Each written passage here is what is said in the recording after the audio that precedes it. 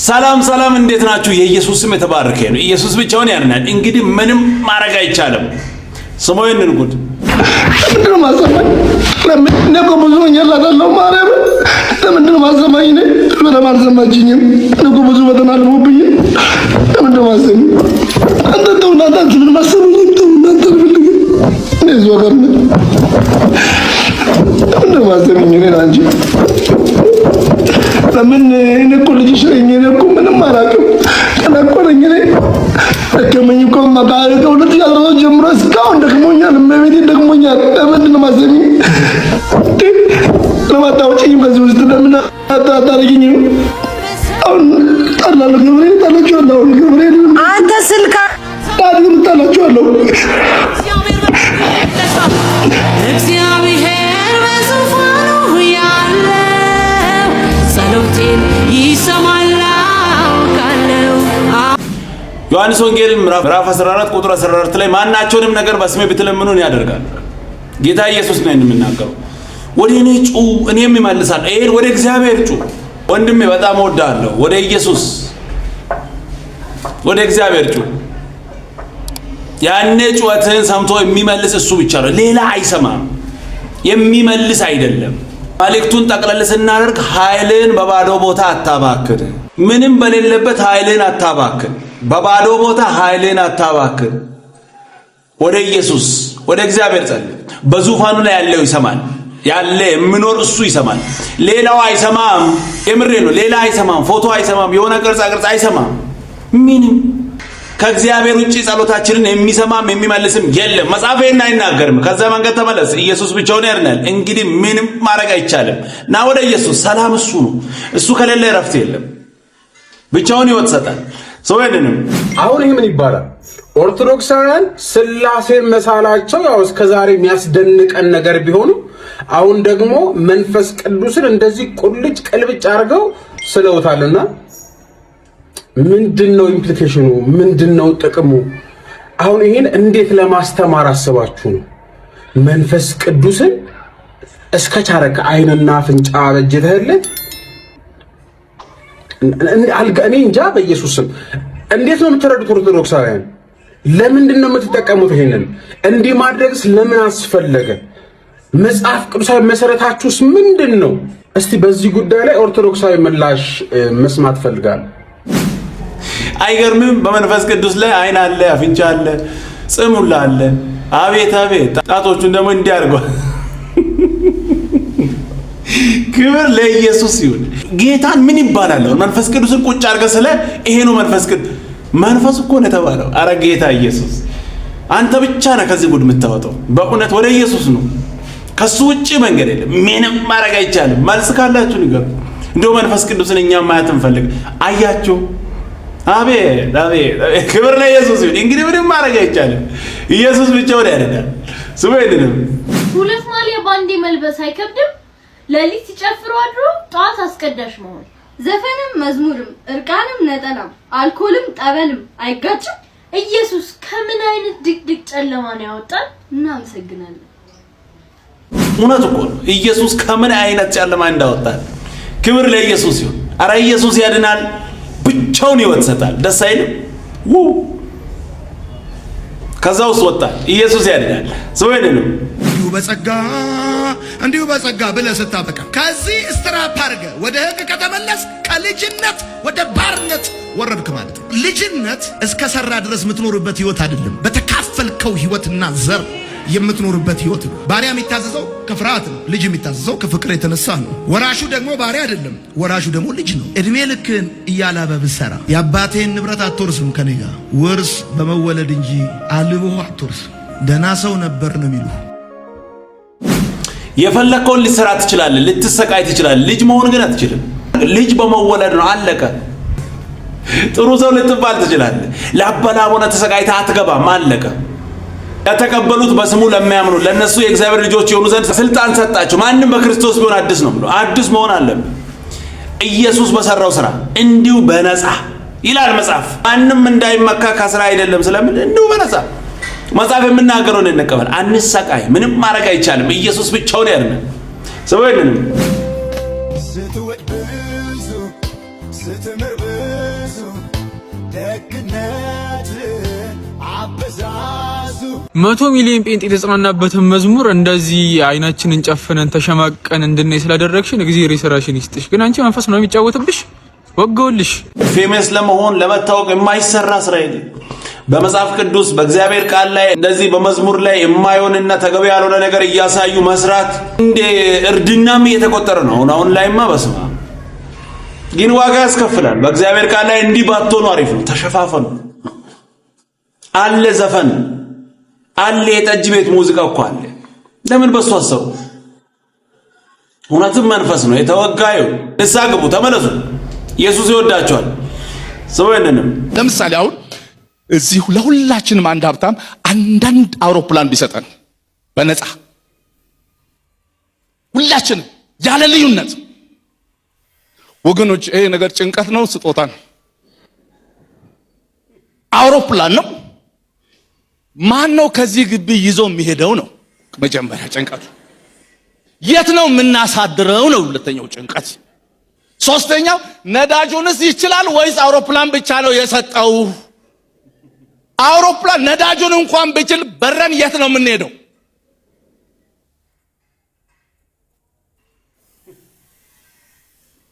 እግዚአብሔር እንዲሁ ሰጠን። ግን እኔ አሁን አውሮፕላን ስጦታ ተሰጠኝ ብዬ ኢየሱስ ጌታ ነው ብዬ ገብቼ የሆነ ነገር ነካ ነካ ባረግ አንስቶ አያፈርጠኝም? ያፈርጣል። ብዙ ሰዎች እኮ ጸጋው አያፈርጥም፣ ግን አጠቃቀም ስለማያውቁ ብዙ ህይወት ፈርጧል፣ ብዙ ቤተሰብ ፈርጧል፣ ብዙ ቤተ ክርስቲያን ፈርጧል፣ የብዙ ሰዎች ህይወት ፈርጧል። ለምን? አጠቃቀም ስለማይችሉ። ስለዚህ ገራሚ የሆነ በእኛ ዕውቀት በእኛ ኤክስፒሪየንስ ያልተመሰረተ ድንቅ የሆነ ስጦታ ሰጥቶናል። ግን እንዴት እንጠቀም ነው? ይሄ ትክክል ነው። ብዙዎቻችን ለግል ጥቅም ነው ለመጠቀም የምንፈልገው። ስንጠይቅ ራሱ የሆነ የምናስበው ነገር አለ። የሆነ ሰዎች የተጠቀሙበትን መንገድ ያንን እያሰበን ነው። የእግዚአብሔርን ጸጋ ስጠኝና እንዲያርጌ እንዲል አይባልም። ጥሩና ቆንጆ አስተማሪ መልእክት ነው። ክብር ለኢየሱስ። ምንም ማድረግ አይቻልም። ሰውየን አንድ ጊዜ ተደራረበብኝ በአይነቱና በጣም ቸገረኝ ነሴስ ግራ ገባኝ። እና ዩዥሊ ጠዋት ስትነሱ ምንድነው የምትሉት? ጠዋት ስትነሱ ታመሰግናላችሁ አይደለ? ምስጋና ነው ባፋችሁ የሚመጣውና እንደለመድኩት ምስጋና መጣ ባፌ። ግን ችግሬ ደግሞ ትዝ አለኝ እና ለምንድነው ማመሰግነው ብዬ ጠየቅኩና ተነስቼ እጄን እየታጠብኩኝ አሁንም ይመጣል የተለመደ በልባችን ያለ ነገር ስለሆነ ተመስገን ለማለት ይመጣብኛል በአፌ። ግን እላለሁ ለምንድነው ማመሰግነው? በቃ ፈተና ሆነብኝና የዛን ቀን ሳላመሰግን ዋልኩኝ። ምናልባት እስከ 4 PM አካባቢ ቆየሁኝ ምንም ሳልል። አዚፍ ቅዱሱ የኔን ኩርፊያ አይቶ ሐሳቡን ይለውጥ ይመስል እሱ እንደሆነ ፍንክቻ አይልም። ታውቃላችሁ ሐሳቡ ፍጹም ነው። እግዚአብሔር የተመሰገነ ይሁን። የኛ ኩርፊያ፣ የኛ ሁኔታ፣ የኛ ማግረምረም እግዚአብሔርን ሐሳብ አይለውጥም። እሱ ጻድቅ ነው። እግዚአብሔር የተመሰገነ ይሁን እና በእንደዚህ አይነት ሁኔታ ዋልኩና ሳየው ምንም የሚለወጥ ነገር የለም።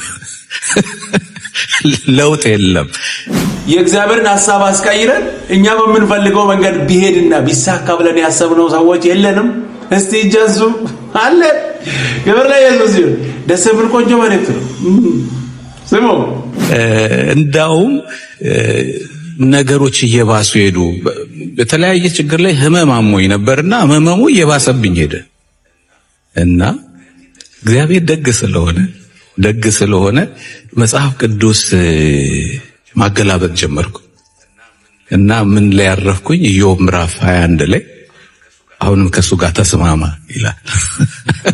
አሁንም ከሱ ጋር ተስማማ፣ በልብህም ቃሉን አኑር፣ ከአፉም ሕጉን ተቀበል እያለ ይናገራልና ይሄን እያነበብኩኝ እያሰላሰልኩ መዝሙር መስማት ጀመርኩኝ። ትዝ ይለኛል የተስፋዬ ጋቢሶ መዝሙር ነው የሚናገረው ስለ ኢየሱስ ክርስቶስ የመስቀል ስራ፣ ስለ ጌታ ፍቅር ነው እና ሳላስበው ተወሰድኩ በዛ።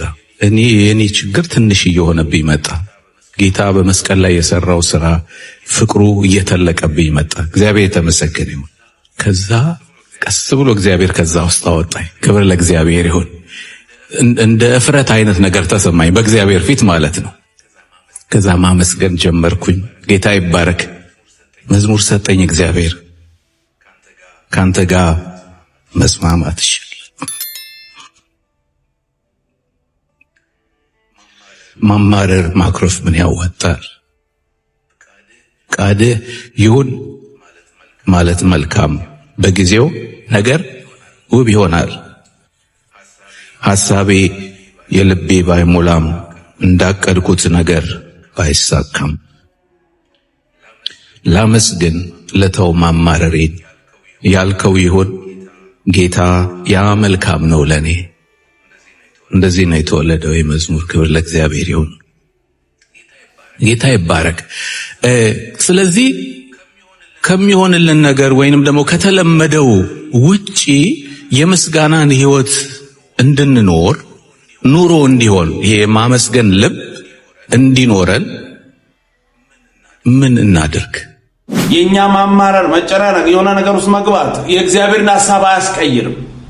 እሱ ትክክል ነው። ክብር ለኢየሱስ ይሁን። ኢየሱስ ብቻውን ያድናል። ቆንጆ መልእክት ሰውየን ለዛሬ እኔ በፈታኞቻችሁ ሰፈር ያሳድጋችኋል ልላችሁ ነው። ሕፃኑም ላይ አዋጅ ወጣ። ከዛ መልአኩ ሕፃኑን ይዘህ ተብሎ የተጻፈ አንድ የትንቢት ቃል እንዲፈጸም ከግብጽ ጠራሁት የሚለው ቃል እንዲፈጸም ይዘህ ወደ ግብጽ ውረድ አለው።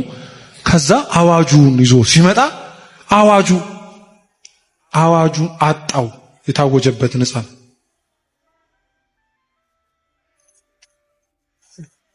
እንዴ እየነገርኳችሁ እኮ ነው። አጡት። እስቲ አጡት በሉ።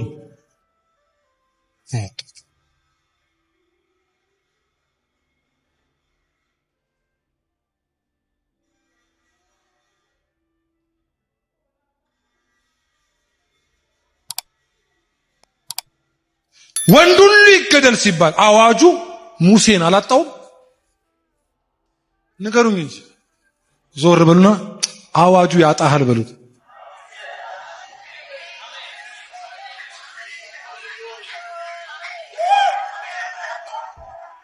እንዴት አይነት ቆንጆ መልእክት ነው! ጠላት በእኛ ላይ ያወጀው ነገር አያገኘንም። ኢየሱስ ያድናል። ደስ የሚል ቆንጆ መልእክት። ክብር ሁሉ ለኢየሱስ ይሁን። ምንም ማድረግ አይቻልም። እሱ ብቻውን ያድናል። ቀጣይ በሌላ እንገናኛለን። ሰብስክራይብ፣ ላይክ ማድረጋችሁን እንዳትረሱ። ወዳችኋለሁ። ተባረኩ።